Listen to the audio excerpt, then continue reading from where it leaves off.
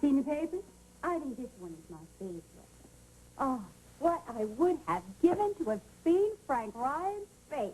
What happened, Roger? Come on, tell me everything you know. No, nothing more than you read. Frank was about to announce his candidacy. Then this person named Charlotte appeared, claimed to be a divorced wife that he owed a fortune to, and pandemonium reigned. Oh, for a bright man can be so dumb. You imagine actually marrying her. You're saying you believe her? Come on, Roger. This is Frank Ryan we're talking about. Do you really think he went 14 months without a woman in his life? I suppose making it legal was just... Besides, she does seem to have a marriage certificate to prove it. Well, there are such things as forgery. Could be another setup. Could be. In which case, it couldn't happen to a sweeter guy. But somehow I suspect it's all valid. Why? Because I know Frank Ryan. Remember, darling? I was silly enough once to want to marry him myself. And you were very, very angry when that fell apart. Yeah, didn't it? Right about now, I suppose he'd be running on my alimony check. Ryan's all rallying around.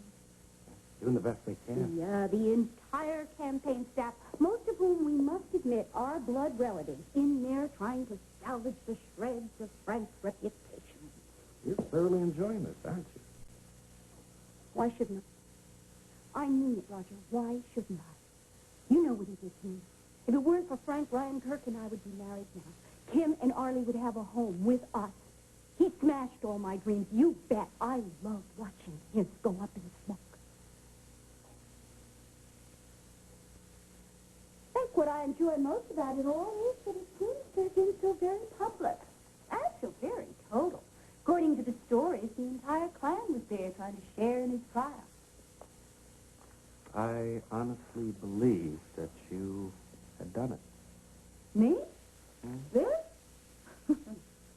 Don't I wish. We'll say one thing. If it is a setup, I do envy whoever thought of it, because if I'm having fun right about now, they must be ecstatic.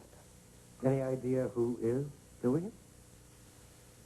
Someone who thinks as highly of Frank as I do? 1HK the third? Kirk. No, I doubt that. Might he not do it for your sake?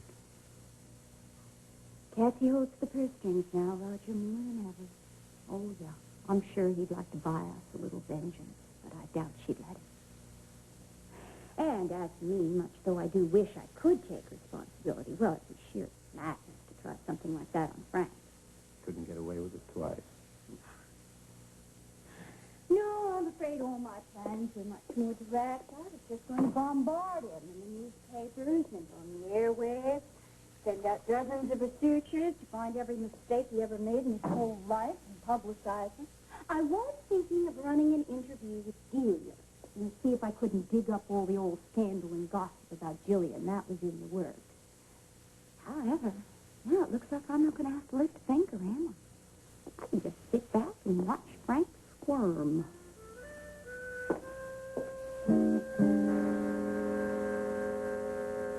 In town is Carol Burnett. It's Verla Grubb, V as in Victory, Verla. She's in search of her real father. His name, Mrs. Wallingford, is Lenny Black. And in search of a new love.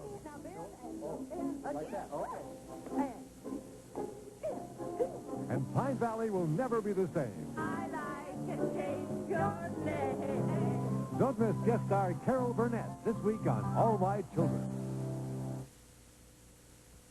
A bathing cap system to control who went out how far in the water.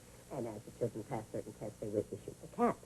Well, the blue cap meant they were really good swimmers. They could go all the way out to the float. The children under 7 years old were issued yellow caps, no matter how well they swam. Well, Mary, who happened to be 6, that made her wild. So the first day they put her into the water, she swam all the way out to the float. They went out in the rowboat and brought her right back. She did that 7 days in a row until they finally just gave up and gave her a blue cap at 6.